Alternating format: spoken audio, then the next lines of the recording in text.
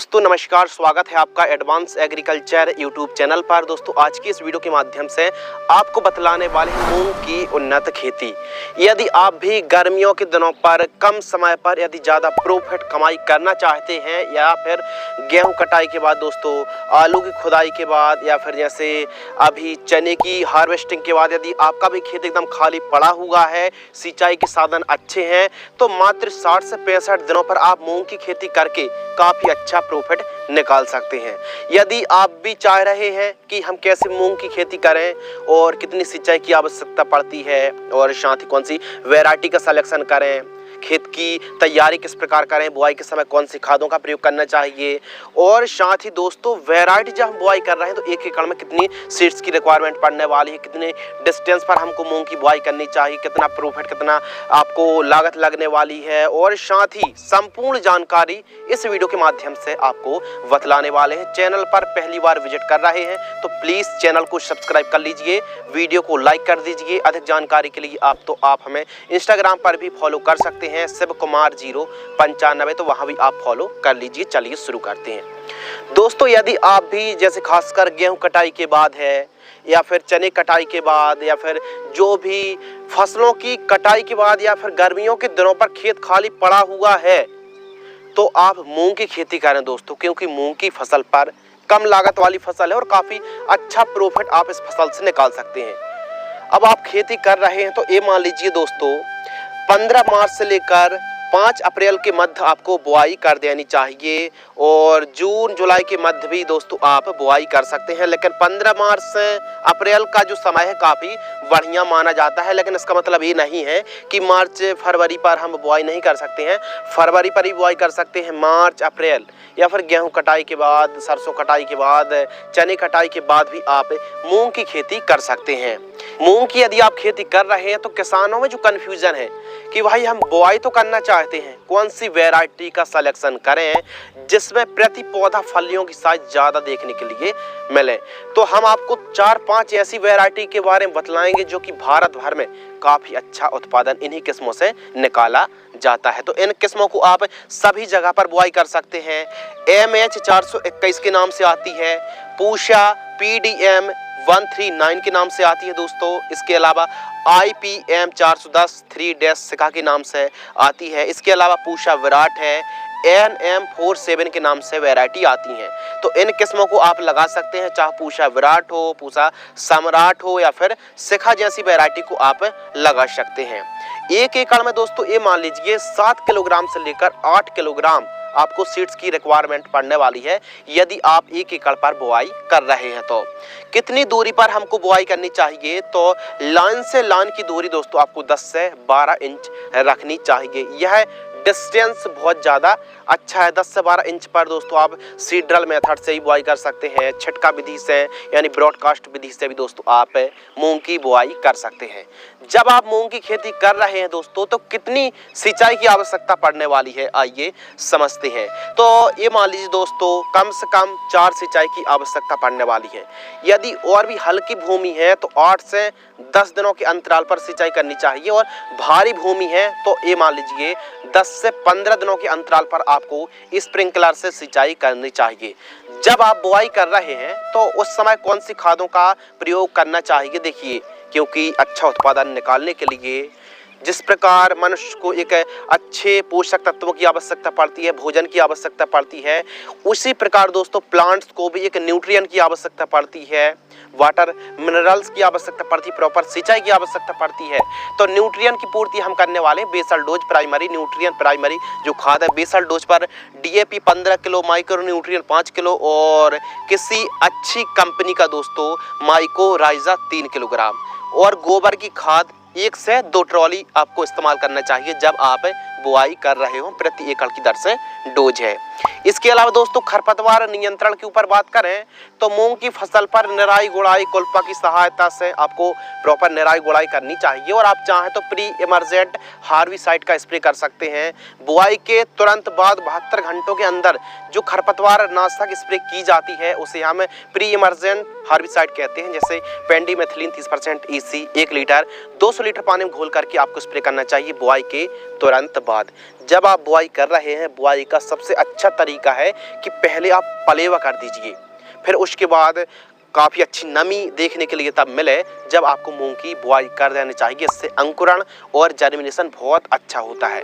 यदि आप hybrid variety को लगा रहे हैं तो बीज उपचार करने की आवश्यकता नहीं है, और यदि आप देसी घर की वैरायटी लगा रहे हैं तो कार्बेंडाजिम है, मैंकोजेब है, या फिर थायोफेनेट मिथाइल, झेलोरा फंगीसाइड, किसी भी एक फंगीसाइड से बीज उपचार जरूर करना चाहिए। बीज उपचार करने से काफ़ी स्वस्थ जड़ों का विकास होता है, फंगस मुक्त फसल हमारी रहने वाली है। तो इन बातों को आपको दोस्तों जरूर फॉलो करना चाहिए।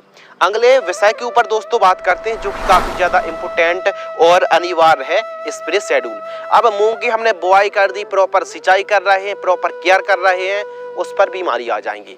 अब बीमारी पर स्टार्टिंग के दिनों पर सकिंग पेस्ट, पत्तियों को खाने वाली इल्ली, फलियों को खाने वाली इल्ली, पाउडरी मिल्ड्यू और फंगस के साथ साथ जो कि आप फोटो पर देख रहे हैं, यह समस्या काफी ज्यादा आती है। तो खासकर इल्ली ज्यादा परेशान करती है हमारी मूंग की फसल पर, और आपको अभी अभी पता है कि जो येलो मोज़ेक वायरस, पीला मोज़ेक वायरस है, इसका प्रकोप दिन ब दिन बढ़ता जा रहा है। तो सफेद मक्खी रस चूसा को कंट्रोल करेंगे तो फिर जो आपका येलो मोज़ेक वायरस है मूंग की फसल पर, वो कंट्रोल होने वाला है।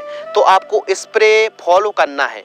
फर्स्ट स्प्रे 12 से 13 दिन के आसपास की फसल होती है तो एमामेक्टिन बेंजोएट 10 ग्राम, यूपीएल की साफ फंगीसाइड आपको दोस्तों 40 ग्राम लेना है, 15 लीटर पानी में घोल करके स्प्रे करना चाहिए।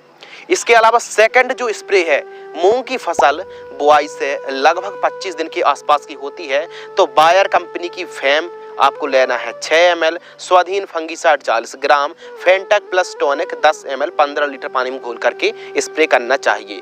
थर्ड स्प्रे 45 दिन की फसल होती है। अब जब 45 दिन की हमारी मूंग की फसल हुई तो फलियां आ गई, और जब फली आई तो फिर फलियों खाने वाली इल्ली का भी प्रकोप देखने के लिए मिला। तो ऐसी सिचुएशन पर एक अच्छी इंसेक्टिसाइड यानी क्लोरएंट्रा नीलिप्रोल और लैम्डा साइलोथ्रीन का जो कॉम्बिनेशन आता है, जैसे सिजेंटा कंपनी की एम्पिलगो आती है, 15 लीटर पानी में 10 ml आपको लेना चाहिए। इसके अलावा दोस्तों आपको लेना है सिजेंटा कंपनी की क्वांटेस 40 ml 15 लीटर पानी में घोल करके स्प्रे कर देना चाहिए। केवल हमने 3 स्प्रे बताए हैं मूंग की फसल पर। अब आप चाहें यदि 10, 12, 15 और 25 दिन के मध्य हल्का फुल्का यदि कीटों का प्रकोप है तो केवल एक स्प्रे करें, और फिर दूसरा 45 दिन के आसपास, यानी 2 स्प्रे पर यदि कीटों का प्रकोप होता है तो 2 स्प्रे पर मूंग की फसल आ जाएगी। यदि कीटों का प्रकोप बढ़ता है तो फिर आप स्प्रे को बढ़ा सकते हैं, और स्टार्टिंग पर हल्के ही आपको इंसेक्टिसाइड स्प्रे करना है। एमामेक्टिन बेंजोएट है, या फिर थार्मोथॉक्सोम है, प्रोफेनोसाइपर है, कराटे है, इनका स्प्रे आप ले सकते हैं। और थोड़ा सा हल्के से ऊंचे में जाएंगे तो बायर कंपनी की सोल्यूमन है, एसिफिट, इनका स्प्रे करके काफ़ी अच्छा प्रॉफिट निकाल सकते हैं।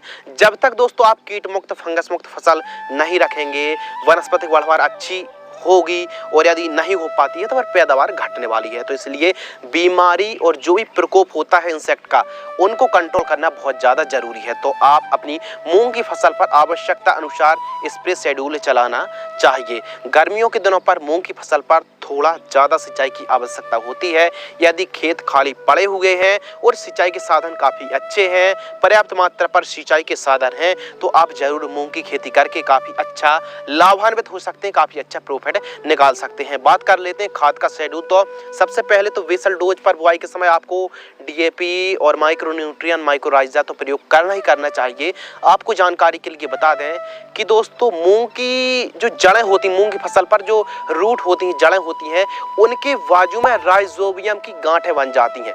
अब राइजोबियम की जो गांठें होती हैं वो नाइट्रोजन की उपलब्धता कराती हैं। तो वैसे भी आपको ज़्यादा उर्वरक खाद देने की आवश्यकता नहीं है, लेकिन फिर भी अच्छा उत्पादन के लिए 14 से 15 दिन के आसपास की फसल होती है तो यूरिया उर्वरक खाद 15 किलो और सल्फर 90% वाली 3 किलोग्राम। अब तिलहनी, दलहनी फसलों पर सल्फर जरूर प्रयोग करें। तो सल्फर प्रयोग करने से प्रोटीन की मात्रा बढ़ती है। तो सल्फर 3 किलोग्राम, इन दोनों को मिक्स करके प्रति एकड़ की दर से जड़ों के पास देकर सिंचाई कर दीजिए। बेहतरीन रिजल्ट देखने के लिए मिलेंगे। और खाद देने का भी तरीका थोड़ा सा अलग है। यदि 15-20 दिन के आसपास की फसल है, खरपतवार उगे हुए हैं तो एकदम निराई गुड़ाई करा दें।